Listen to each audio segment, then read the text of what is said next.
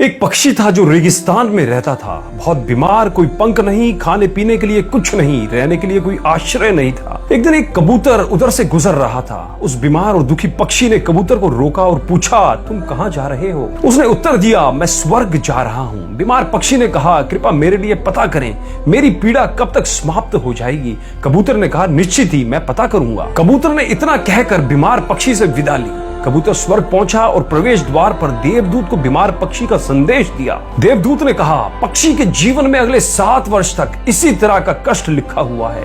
उसे ऐसे ही 7 वर्ष तक कष्ट भोगना पड़ेगा।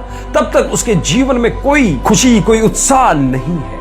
कबूतर ने कहा, जब बीमार पक्षी ये सुनेगा तो वह निराश हो जाएगा। क्या आप इसके लिए कोई उपाय बता सकते हैं? देवदूत ने उत्तर दिया, उससे कहो कि इस वाक्य को हमेशा बोलता रहे, इन सब के लिए भगवान तेरा शुक्र है। वापसी पर जब वह बीमार पक्षी कबूतर से फिर मिला तो कबूतर ने उस स्वर्ग दूत का संदेश दिया। 7-8 दिनों के बाद कबूतर जब फिर उधर से गुजर रहा था तब उसने देखा कि पक्षी बहुत खुश था। उसके शरीर पर पंख उगाए थे। उस रेगिस्तान इलाके में एक छोटा सा पौधा लगा हुआ था। वहां पानी का एक छोटा सा तालाब भी बना हुआ था। चिड़िया खुश होकर नाच रही थी। कबूतर चकित था।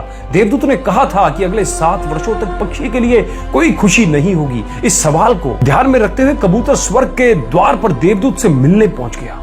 कबूतर ने देवदूत से अपने मन में उठते हुए सवालों का समाधान पूछा तो देवदूत ने उत्तर दिया, हाँ, यह सच है कि पक्षी की जिंदगी में 7 साल तक कोई खुशी नहीं लिखी थी, लेकिन क्योंकि पक्षी हर स्थिति में इन सब के लिए भगवान तेरा शुक्र है बोल रहा था और भगवान का शुक्र कर रहा था, इस कारण उसका जीवन बदल गया। जब पक्षी गर्म रेत पर गिर गया तो उसने कहा, इन सब के लिए भगवान तेरा शुक्र है। अब जब ये उड़ नहीं सकता तो उसने कहा, इन सब के लिए भगवान तेरा शुक्र है। जब उसे प्यास लगी और आसपास पानी नहीं था तो उसने कहा, इन सब के लिए भगवान तेरा शुक्र है। जो भी स्थिति हो, पक्षी दोहराता रहा, इन सब के लिए भगवान तेरा शुक्र है। और इसलिए 7 साल 7 दिनों में समाप्त हो गए। दोस्तों, जब मैंने ये कहानी पढ़ी तो मैंने अपने जीवन को महसूस करने, सोचने, स्वीकार करने और देखने के तरीके में एक जबरदस्त बदलाव महसूस किया। मैंने अपने जीवन में इसको अपना लिया, इन सब के लिए भगवान तेरा शुक्र है।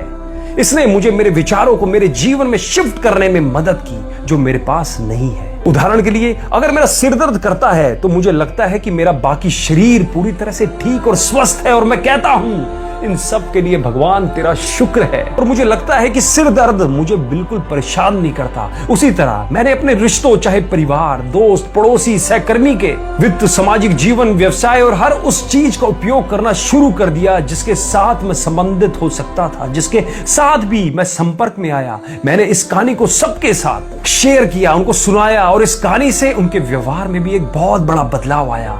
इस भगवान के शुक्राने का मेरे जीवन पर वास्तव में और मेरे जिनको मैंने सुनाया आप तक और उनके जीवन पर भी वास्तव में बहुत गहरा प्रभाव पड़ा। मुझे लगने लगा कि मैं कितना धन्य हूं, मैं कितना खुश हूं, जीवन कितना अच्छा है। इस वीडियो को साझा करने का उद्देश्य हम सभी को इस बारे में अवगत कराना है कि हमेशा हर चीज और हर पल अपने परमात्मा का शुक्र करते रहो। हे नाथ, हे मेरे नाथ, आपको भूलू नहीं, बस तेरा शुक्र है, तेरा शुक्र है, तेरा शुक्र है।